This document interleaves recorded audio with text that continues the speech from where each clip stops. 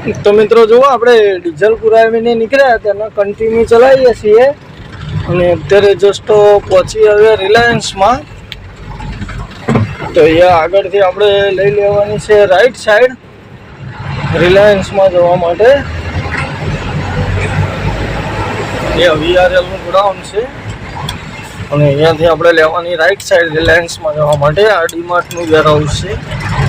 અહીંયાથી રાઈટ લઈ અને એન્ટ્રી કરાવવી પડશે પહેલાં। તો ત્યાં જઈને એન્ટ્રી કરાવી દઈએ તો જોઈએ આપણું વાઇસર કેટલા ટાઈમમાં ભરે છે, ક્યારે અંદર લેશે। રિલાયન્સમાં બધું માથાકૂટવાળું કામ છે મિત્રો, ક્યારે ભરાય ક્યારે અંદર લે કે નક્કી ન હોય, એટલે અહીંયા આમાં કોઈ રાજી નથી હોતા એટલા બધાય। તો જઈએ આપણે પહેલાં જોઈએ કેટલા ટાઈમમાં ભરે છે, પહેલાં એન્ટ્રી કરાવતા આવીએ। तो मित्रों जो આપણે પાર્કિંગ માંથી નીકળીએ છીએ રિંગ રોડ ઉપર હાઈવે બાજુ અને આપણે પંચર પડ્યું હતું ટાયરમાં, એટલે પાછળ ટાયર બદલવા ઊભા રહ્યા હતા। તો ટાયર બદલી કાઢી એટલે થોડો ટાઈમ વધારે જતો રહ્યો। હવે જઈએ આપણે પેટ્રોલ પંપે પહેલાં ડીઝલ પુરાવી દઈએ અને ડીઝલ ભરાવીને પછી જઈએ ભરવા માટે। તો ચલો હવે જઈએ પહેલાં પંપે। जो मित्रों अहींया आगळ आवी जशे असलाली सर्कल। असलाली सर्कल थी आपणे लेफ्ट लेवानी छे। अहींया मित्रों बधुं ट्रांसपोर्टेशन एरिया छे, ट्रांसपोर्टेशन हब छे अने हिसाबे बधी गाड़ीओ अहींया बधी रोंग साइड में आवती होय जती होय अने एरिया थोड़ो भीड़भाड़ वाळो छे, એટલામાં ધીમે ધીમે કાઢી લઈએ પછી બહાર જતા રહ્યા પછી વાંધો નહીં। હાઈવે ઉપર આવી ગયા પછી ઓલ ઇન્ડિયાની ગાડીઓ બધી અહીંયાથી ભરાતી હોય છે અસલાલી ચોક ઉપરથી। જોઈ લો અસલાલી સર્કલનો નજારો। તો અહીંયાથી આપણે ખાલી સાઈડ લેવાની છે ગાડી હવે અને આગળ ઇન્ડિયન ઓઇલનો પંપ છે મિત્રો, ત્યાં આપણું ખાતું ચાલે છે એટલે આપણે ડીઝલ ત્યાંથી જ ભરાવીશું। તો અસલાલી ચોકથી પહેલાં ગાડી લઈ લઈએ લેફ્ટ સાઈડ।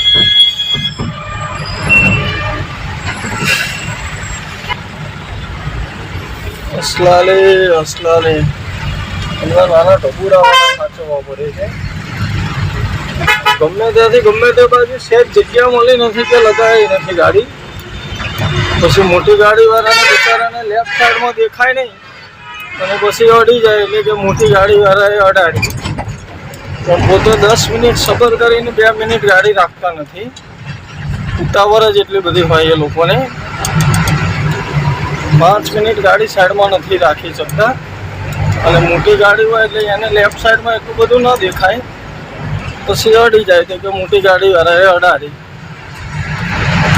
તો જુઓ મિત્રો આપણે અસલાલી સર્કલથી લેફ્ટ સાઈડ લઈ લીધી ગાડી અને અત્યારે આપણે ચાલ્યા જઈએ છીએ નેશનલ હાઈવે નંબર 8 ઉપર અને આગળ પેટ્રોલ પંપેથી આપણે ડીઝલ લેવાનું છે 30 લીટર।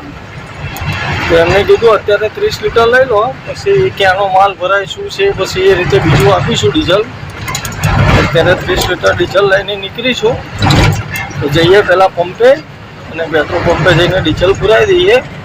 હાલો તો મિત્રો ગુડ મોર્નિંગ, જય માતાજી, જય મેલડીમાં। આપણા એક નવા બ્લોગમાં તમારા બધાનું સ્વાગત છે। ફરીવાર આપણી જોડે આવી જઈ છે લેલન ગાડી અને આપણે છીએ પાર્કિંગમાં। તો આપણી ગાડી તો થોડું કામકાજ બાકી હતું રિપેરિંગ, એટલે રિપેરિંગ કરાવવા મૂકી છે ગેરેજ ઉપર। તો આજે આપણે આ ગાડી લઈને જવાનું થયું છે, તો આપણે જવાનું છે ભરવા માટે રિલાયન્સમાં। તો જઈએ રિલાયન્સમાં જોઈએ ક્યાંનો માલ ભરાય છે। તો જેનો માલ ભરાય એ બતાવું તમને। તો અત્યારે તો આપણે ઓર્ડર આવે છે તો રિલાયન્સમાં કીધું છે, તો જઈએ છીએ। આ પાર્કિંગમાં ગાડી રાખી હતી આપણી, અત્યારે પાર્કિંગમાંથી કાઢીએ છીએ ગાડી અને એર પ્રેશર બને છે। તો એર પ્રેશર બની જાય એટલે અહીંયાથી નીકળીએ આગળ। તો જઈએ પહેલાં આપણે રિલાયન્સમાં ભરવા માટે। તો આ ગાડીનો પહેલાં પણ આપણે વિડીયો આવેલો હતો અને આજે પણ આવશે। તો જઈએ હવે જોઈએ ક્યાંનું ભરાય છે, કેટલા ટાઈમમાં ભરાય છે એ આગળની જર્ની મિત્રો તમને બતાવું। તો બધા વિડીયોમાં કન્ટિન્યુ જોડાયેલા રહેજો, વિડીયો છેલ્લે સુધી જોજો। તો મિત્રો જુઓ આપણે પાર્કિંગમાંથી નીકળીએ છીએ રિંગ રોડ ઉપર હાઈવે બાજુ અને આપણે પંચર પડ્યું હતું ટાયરમાં, એટલે પાછળ ટાયર બદલવા ઊભા રહ્યા હતા. તો ટાયર બદલી કાઢી એટલે થોડો ટાઈમ વધારે જતો રહ્યો. હવે જઈએ આપણે પેટ્રોલ પંપે, પહેલાં ડીઝલ પુરાવી દઈએ અને ડીઝલ ભરાવીને પછી જઈએ ભરવા માટે. તો ચલો હવે જઈએ પહેલાં પંપે. જુઓ મિત્રો, અહીંયા આગળ આવી જશે અસલાલી સર્કલ.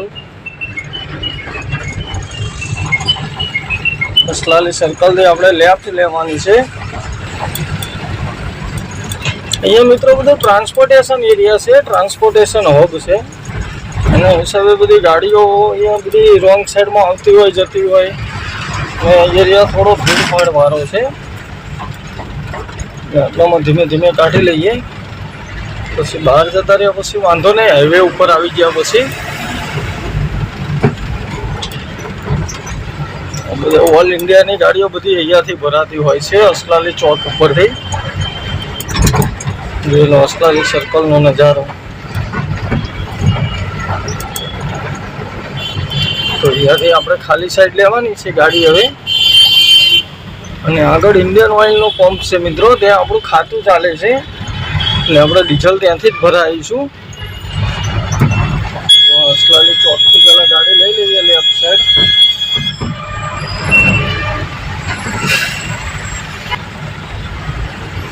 અસલાલી એમના નાના ટપુડાવાળા સાચવવા પડે છે. ગમે ત્યાંથી ગમે તે બાજુ સેજ જગ્યા મળી નથી કે લગાવી નથી ગાડી. પછી મોટી ગાડીવાળાને બિચારાને લેફ્ટ સાઈડમાં દેખાય નહીં અને પછી અડી જાય, એટલે કે મોટી ગાડીવાળાએ અડાડી. પણ પોતે 10 મિનિટ સબર કરીને 2 મિનિટ ગાડી રાખતા નથી. ઉતાવળ જ એટલી બધી હોય એ લોકોને.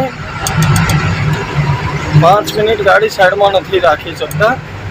અને મોટી ગાડી હોય એટલે એને લેફ્ટ સાઈડમાં એટલું બધું ન દેખાય, પછી અડી જાય તો કે મોટી ગાડીવાળાએ અડાડી. તો જુઓ મિત્રો, આપણે અસલાલી સર્કલથી લેફ્ટ સાઈડ લઈ લીધી ગાડી અને અત્યારે આપણે ચાલ્યા જઈએ છીએ નેશનલ હાઈવે નંબર 8 ઉપર. અને આગળ પેટ્રોલ પંપેથી આપણે ડીઝલ લેવાનું છે 30 લીટર. તો એમને કીધું અત્યારે 30 લીટર લઈ લો, પછી ક્યાંનો માલ ભરાય શું છે પછી એ રીતે બીજું આપીશું ડીઝલ. અત્યારે 30 લીટર ડીઝલ લઈને નીકળીશું. તો જઈએ પહેલાં પંપે અને પેટ્રોલ પંપે જઈને ડીઝલ પુરાવી દઈએ. તો મિત્રો જુઓ, આપણે ડીઝલ પુરાવીને નીકળ્યા તેના કન્ટિન્યુ ચલાવીએ છીએ. અને અત્યારે જસ્ટ પહોંચી આવ્યા રિલાયન્સમાં. તો અહીંયા આગળથી આપણે લઈ લેવાની છે રાઈટ સાઈડ રિલાયન્સમાં જવા માટે. એ VRLનું ગોડાઉન છે અને અહીંયાથી આપણે લેવાની રાઈટ સાઈડ રિલાયન્સમાં જવા માટે. આ ડીમાર્ટનું વેરહાઉસ છે. તો અહીંયાથી રાઈટ લઈ અને એન્ટ્રી કરાવવી પડશે પહેલાં. તો ત્યાં જઈને એન્ટ્રી કરાવી દઈએ. પછી જોઈએ આપણું આઈસર કેટલા ટાઈમમાં ભરે છે, ક્યારે અંદર લેશે. રિલાયન્સમાં બધું માથાકૂટવાળું કામ છે મિત્રો. ક્યારે ભરાય ક્યારે અંદર લે કે નક્કી ન હોય. એટલે અહીંયા આમાં કોઈ રાજી નથી હોતા એટલા બધાય. તો જઈએ આપણે પહેલાં, જોઈએ કેટલા ટાઈમમાં ભરે છે, પહેલાં એન્ટ્રી કરાવતા આવીએ. તો મિત્રો જુઓ, આપણે એન્ટ્રી કરાવીને આવતા રહ્યા. લગભગ 20 મિનિટ થઈ એન્ટ્રી કરવામાં. એટલે અહીંયા કોઈ ગાડી ભરવા જલ્દી કેમ નથી આવતા એનું રીઝન કહું બધું તમને. તો હવે અત્યારે એન્ટ્રી કરાવી અને હવે આપણે ગાડી લઈને જઈએ અંદર. પછી જોઈએ કેટલા ટાઈમમાં આપણું આઈસર ભરે છે. તો અંદર જઈને બતાવું તમને. તો ભાઈ જુઓ, અહીંયા ગરમીના હિસાબે તાપ પડતો હતો એટલે આપણે કાચ ઉપર આવું કપડું લગાવી દીધું. અને અહીંયા લંબાઈ છે આપણે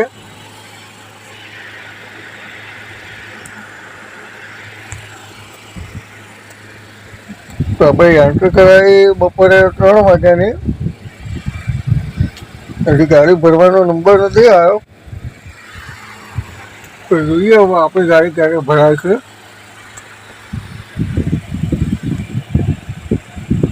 તો ભાઈ જુઓ, આપણે બપોરે 3 વાગ્યાનું અહીંયા આઈસર લગાવ્યું છે અને ગાડી તો આપણી હજી ભરાઈ નથી. અને ટાઈમ વાગી ગયા છે સાંજના 7. તો હજી ક્યારે ભરાય તો કંઈ નક્કી જ નહીં. જુઓ, બધી ગાડીઓ લાઈનમાં પડી છે. જે રીતે ઓર્ડર આવે એ રીતે બોલાવે છે. તો ગાડી તો ક્યારે ભરાય કોઈ ઠેકાણું જ નથી. તો હવે ક્યારે ભરાશે શું છે એ કોઈ નક્કી નથી.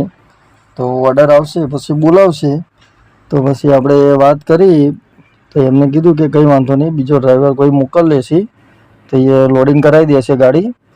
તો હવે આપણે તો અહીંયા ગાડી રાખીને નીકળી જઈશું. આપણી ગાડી કામ કરાવવા મૂકી હતી જે પરમિનન્ટ ચલાવીએ છીએ તો એ ગાડી આપણને કાલે મળી જશે.